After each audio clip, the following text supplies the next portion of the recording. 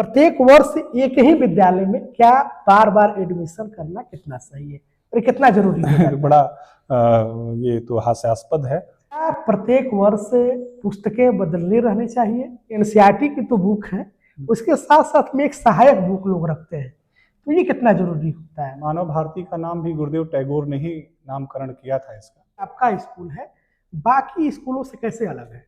मानव Bharti heritage जो है वो स्वप्न काव्य है हमारे संस्थापक डॉक्टर दुर्गा प्रसाद पांडे जी का। व्यापारी वर्ग शिक्षा के क्षेत्र में आएगा तो वो इसको व्यापार बनाएगा। मैं कभी कभी अपनी जो क्लासेस हैं उनको क्लासरूम में न अरेंज करके मैं खेत के मेड़ पे कराता हूँ, नदियों के किनारे कराता हूँ। सारा शिक्षक कम्युनिटी अगर इसको चुनौती के रूप में ले ले तो सामाजिक क्रांति आ जाएगी। बच्चा अगर किसी भी स्कूल में पढ़ता हो, उसको संगीत सीखना है तो वो मानव भारती आ सकता है, उसको कला सीखना है वो मानव भारती आ सकता है, वो खेल सीखना चाहता है तब भी वो जुड़ सकता है, या वो पढ़ना चाहता है तब भी वो जुड़ सकता है। इस वर्ष हमारे पास लगभग 120 बच्चों की जगह खाली है, जिसके लिए हम एडमिशन का पूरा सिस्टम ये चलाएंगे नर्सरी से 5th तक के लिए। नए जो आपके ब्रांच जो ओपन हुए हैं उसके लिए क्या जी, उसका भी एडमिशन हमने प्रारंभ कर दिया है। क्या उन होनहार बच्चों के लिए कुछ आपके वैसे टेस्ट हैं जिसको वो पास कर करके वो आपके यहाँ दाखिला ले सके? बहुत ही बढ़िया और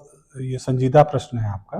होनहार बच्चा है और अगर कोई समाज का व्यक्ति उसको लेकर के हमारे पास आता है कि साहब इसकी मदद की आवश्यकता है तो जरूर उसकी मदद करेंगे। नमस्कार प्रिय दर्शकों, आप देखना शुरू कर चुके हैं वंदे भारत समाचार का आभासीय पटल।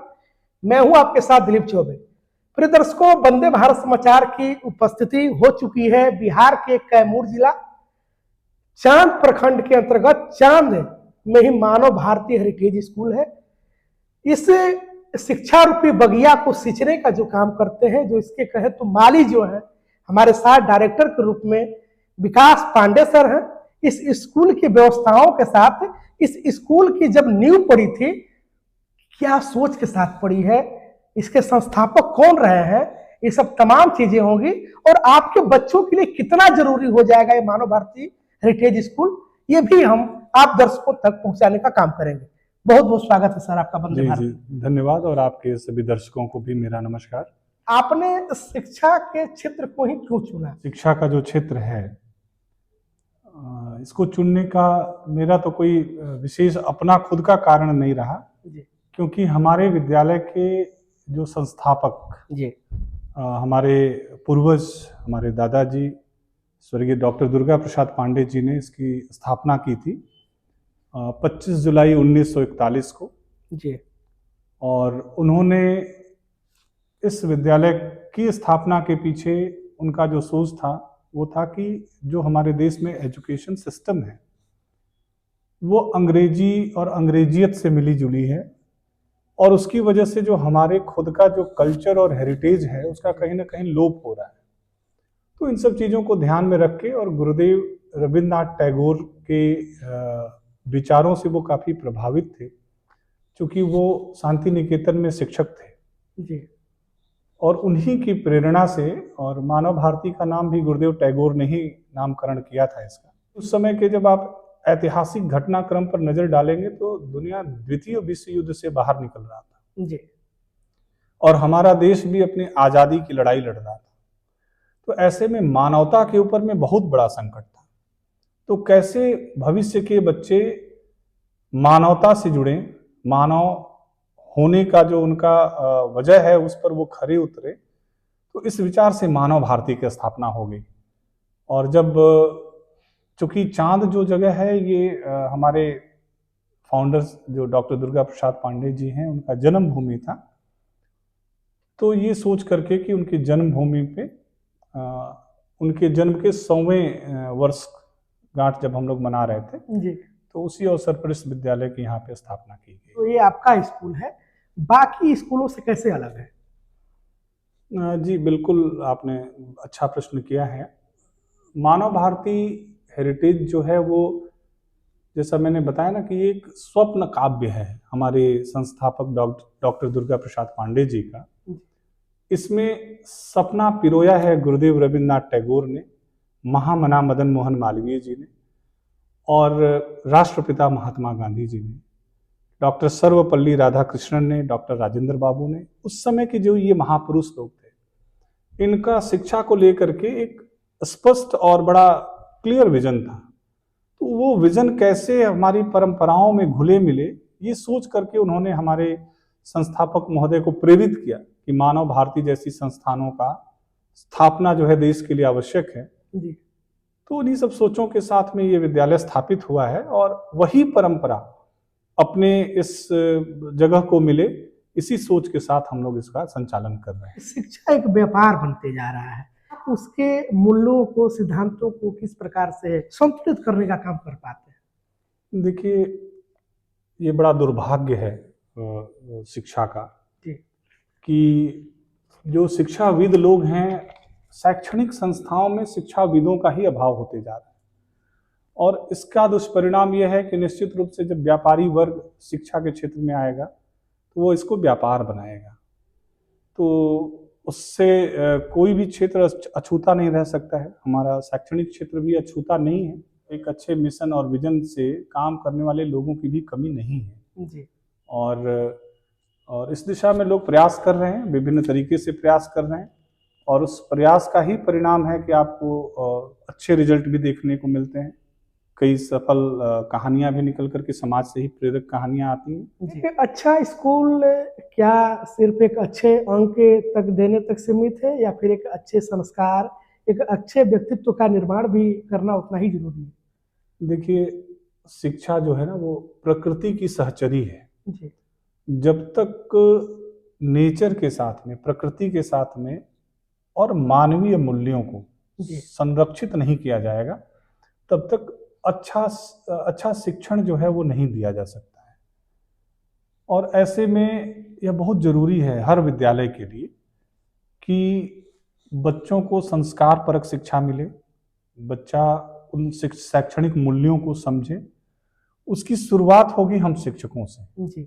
हमें अपने विचारों में, अपने रहन सहन में, अपने बोली भाषा में आपेक्षिक परिवर्तन लाना पड़ेगा, तभी जाकर के हम एक अच्छी समाज का निर्माण कर पाएंगे। शिक्षा के साथ साथ में, पढ़ाई के साथ साथ में डिसिप्लिन का होना, उनके अंदर संस्कार का होना, उनके अंदर व्यक्तित्व का होना, तो इस जो आपका विद्यालय है उस पर किस प्रकार से फोकस करता है?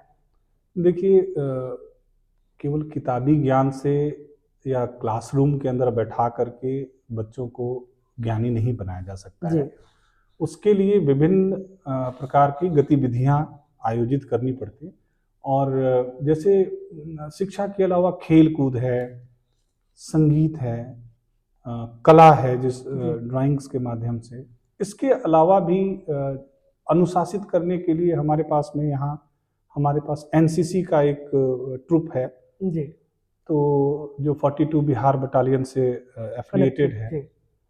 तो हम लोग यही प्रयास करते हैं और हमारी पहचान भी यही है कि जब तक बच्चा स्वयं को नहीं जानेगा तब तक वो दुनिया को क्या समझेगा या अनुशासन को क्या समझेगा। और इसमें सिर्फ विद्यालयों की भूमिका नहीं है, इसमें अभिभावकों की भी उतनी ही भूमिका है। जो अभिभावक थोड़े सक्रिय होते हैं अपने बच्चों के परवरिश को लेकर के और विद्यालय और शिक्षक थोड़े उनको उस संस्कार में ढालने का प्रयास करते हैं तो वो बच्चा सफल होता है। तो अर्ध शहरी क्षेत्र में होना, ग्रामीण क्षेत्र में होना और वहां से जब बच्चे पढ़ने के लिए आते हैं और वो इंग्लिश मीडियम होता है तो ऐसे में बच्चे रिलेट नहीं कर पाते हैं उन चीजों से। यहाँ की कोई भी भाषा है जी, तो भाषा को सीखने का जो माध्यम होता है वो कई माध्यम है, जैसे सुन करके जी, बोल करके, लिख करके, है ना, और उनके तमाम शब्दों को जान करके व्यक्ति भाषा का प्रयोग करना शुरू करता है। जी, जैसे हमारे घर में जब कोई बच्चा जन्म लेता है तो कोई भाषा नहीं जानता है। जी, तो अगर वो हमारे घर में पैदा होता है तो यहाँ की जो भाषा भोजपुरी है वो उसको सीखता है क्योंकि वो वही सुनता है। जी। तो निश्चित रूप से इस क्षेत्र के बच्चे, कैमूर के बच्चे भोजपुरी भाषी क्षेत्र से हैं और भोजपुरी बहुत ही अच्छी भाषा है, बहुत मीठी भाषा है। तो वो भोजपुरी एक भाषा सीख के आते हैं। अब उनका रूपांतरण हमें हिंदी और अंग्रेजी में करना होता है। तो जो हमारी नई शिक्षा नीति है वो कहती है कि 5वीं तक, कक्षा 5वीं तक बच्चों को बाइलिंगुअल मेथड से पढ़ाइए, यानी उनकी जो मातृभाषा है और जो इस भाषा में आप उनको ट्रांसफर करना चाहते हैं वो भाषा।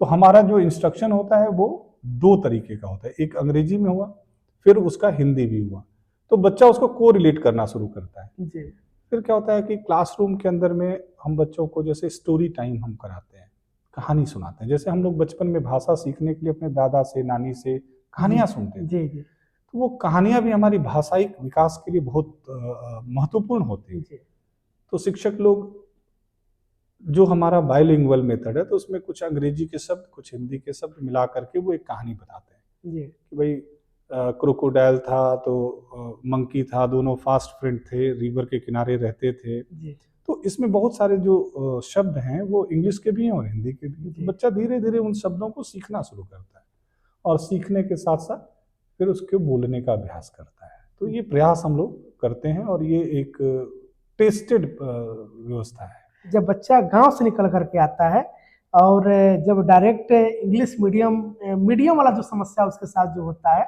ये काफी डिफिकल्ट हो जाता है। तो ऐसे में विद्यालय परिवार को भी उसका चुनौती का एक सामना करना पड़ जाता होगा। चुनौती तब होती है जब अगला अगर उसको स्वीकार करने को तैयार ना हो। जी लेकिन बच्चा सीखने आया है, स्कूल तो जगह है जहाँ सीखना है। मैं आपको जानकर आश्चर्य होगा कि मैं कभी कभी अपनी जो क्लासेस हैं उनको क्लासरूम में न अरेंज करके मैं खेत के मेड़ पे कराता हूँ, नदियों के किनारे कराता हूँ, ताकि वो अपने आप को उन खेत खलिहानों से कनेक्ट करके भी पढ़े और तब वो सीखता है। तो उसको जीवन भर वो चीज़ जो है वो याद भी रहती है और फिर वो अच्छे तरीके से उसके अच्छे व्यक्तित्व का निर्माण होता है। जी, हमारा मानना है सर कि डायरेक्टर होने के ये सब तमाम गुण हैं, जो अलग अलग एक्टिविटियां जो कराई जाए, क्योंकि पढ़ाने को तो हर कोई पढ़ाता है, लेकिन डायरेक्टर सच में वही है जो स्कूल को किस प्रकार से डायरेक्ट करना है, किस प्रकार से चलाना है, ये उसके काबिलियत के ऊपर डिपेंड करता है। सर, शिक्षकों के चयन और उनके ट्रेनिंग को लेकर के आपकी क्या नीति है? जी, हमारे यहाँ जो प्रक्रिया है, चूँकि आसपास के जगहों पे कभी कभी ऐसी समस्याएं आती हैं कि बाहर से लोग आकर के ग्रामीण क्षेत्रों में रुकना या ठहरना पसंद नहीं करते जी। तो हमने उसके लिए क्या रखा है कि बनारस से प्रतिदिन हमारी बस जो है वो टीचर्स को लेकर के आती है जी।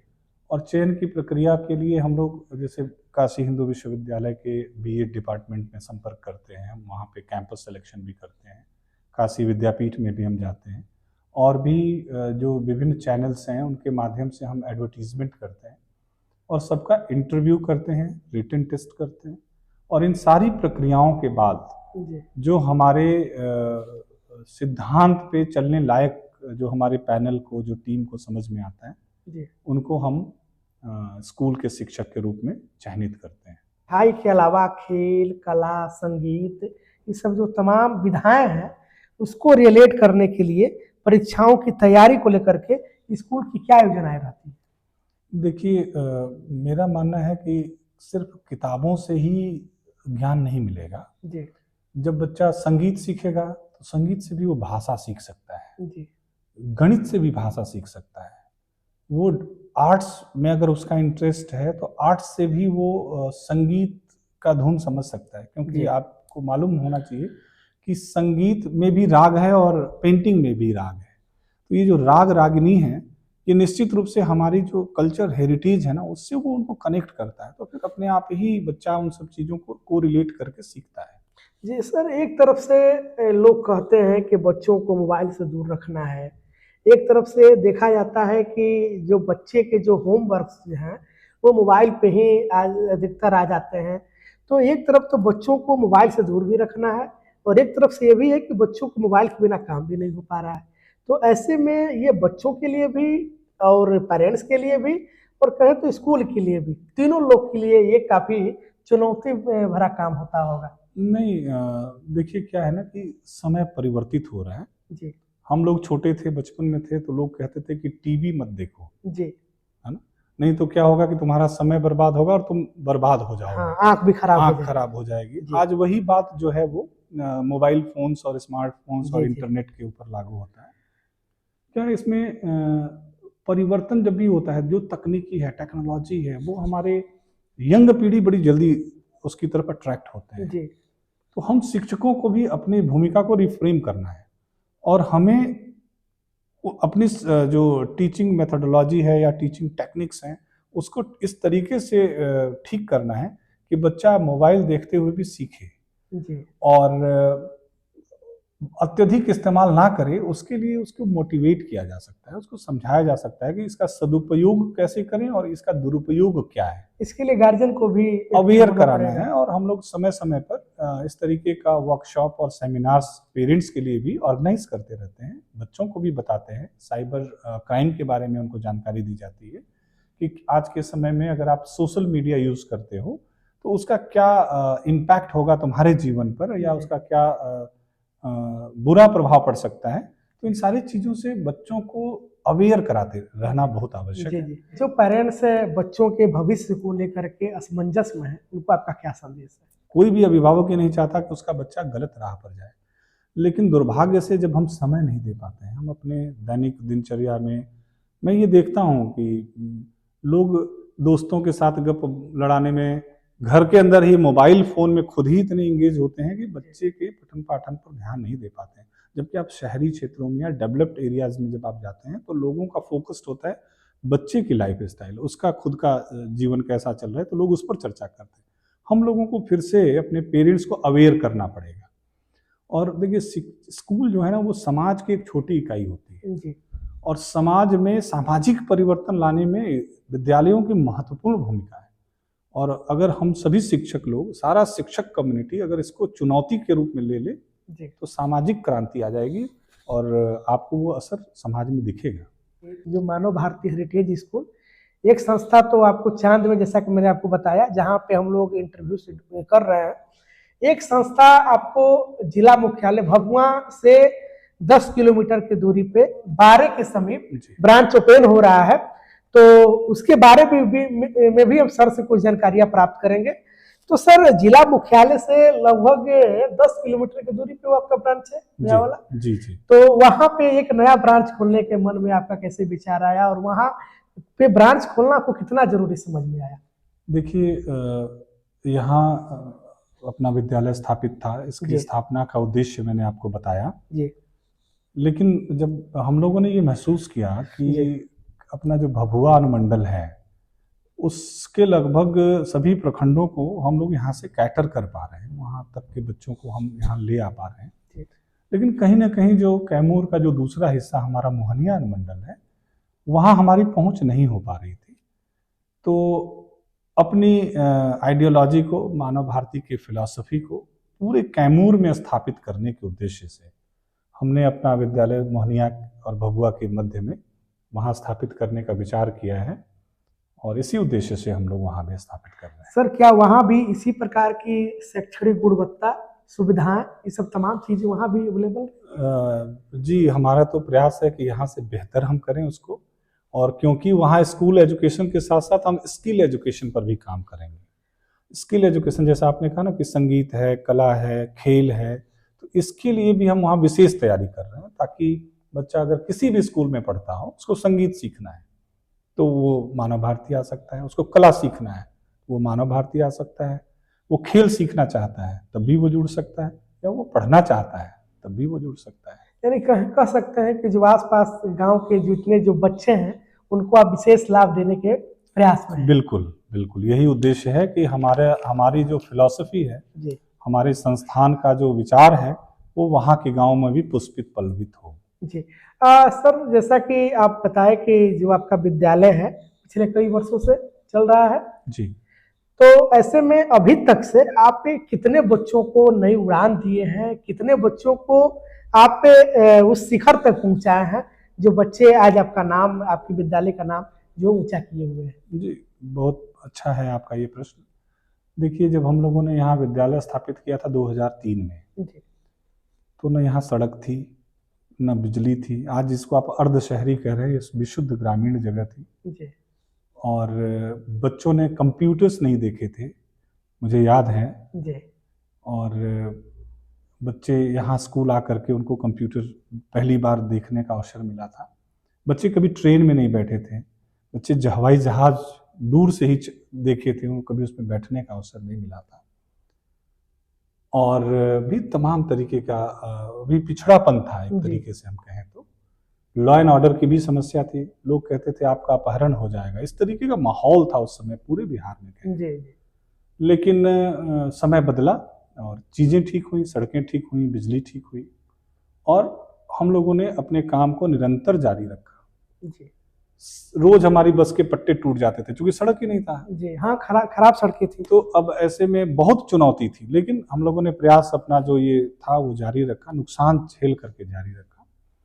और आज मैं इसको बड़े गौरवान्वित होकर कह सकता हूँ कि देश के जितने भी प्रतिष्ठित संस्थान हैं, मुझे कभी वहाँ जाने का अवसर मिलता है तो वहाँ 2-4 मेरे अपने बच्चे जरूर मिल जाते हैं। वाह। और इसके साथ साथ दुनिया के विभिन्न देशों में अपने यहाँ के विद्यालय से निकले हुए बच्चे अब धीरे धीरे स्थापित हो रहे हैं। बहुत सारे बच्चे IIT, IIM, मेडिकल कॉलेजेस में, JNU में, दिल्ली यूनिवर्सिटी में, बनारस हिंदू यूनिवर्सिटी में, कई जगहों पर बच्चों ने अपनी उपस्थिति दर्ज कराई है और उसमें से बहुत सारे बच्चे विभिन्न जगहों पे अच्छी जॉब कर रहे हैं, अच्छी सैलरी पा रहे हैं। और अब तो जिन बच्चों को हम लोगों ने पढ़ाया है उनके बच्चे स्कूल आना शुरू कर दिए। वाह। तो एक पीढ़ी का पूरा जनरेशन चेंज हो रहा है। तो ये इस वजह से है कि मानव भारती का जो एक गुणवत्ता है, उस बच्चे को हम सभी इस सिस्टम पर भरोसा है कि नहीं, अगर हमने वहाँ शिक्षा पाई है तो निश्चित रूप से मैं भले ही बाहर रहता हूँ, मेरा बच्चा वहीं पढ़ेगा। तो ये हम लोगों की उपलब्धि है। आपके यहाँ एडमिशन कब से स्टार्ट है और क्या अभी तो स्कूल बंद चल रहे हैं, तो क्या ऐसे में वो फिर भी आकर के यहाँ इंक्वायरी और एडमिशन करा सकते हैं? जी हाँ, स्कूल ऑफिस तो रोज ही खुला हुआ है, केवल संडे छोड़ करके। जी। और 5 जनवरी से हम लोगों ने रजिस्ट्रेशन बच्चों का लेना नए सत्र के लिए प्रारंभ किया है। और ज़्यादातर हम छोटी क्लासेस में नर्सरी से 5th तक के ही बच्चों को एडमिशन के लिए आमंत्रित करते हैं और फिर उनका एक टेस्ट लेते हैं। टेस्ट में जो बच्चे सफल होते हैं हम उनको एडमिशन देते हैं। तो इस तरीके से इस वर्ष हमारे पास लगभग 120 बच्चों की जगह खाली है, जिसके लिए हम एडमिशन का पूरा सिस्टम ये चलाएंगे, जिसमें विभिन्न क्लासेस में है नर्सरी से 5th तक के लिए। जी। तो उनके लिए जल्दी होगा कि वो जल्दी से आकर अपना रजिस्ट्रेशन करा लें। बिल्कुल। जी। अब रह गई बात सर, नए जो आपके ब्रांच जो ओपन हुए हैं उसके लिए क्या? जी, उसका भी एडमिशन हमने प्रारंभ कर दिया है और उसका भी एडमिशन फॉर्म भभुआ में जो हमारा सिटी ऑफिस है।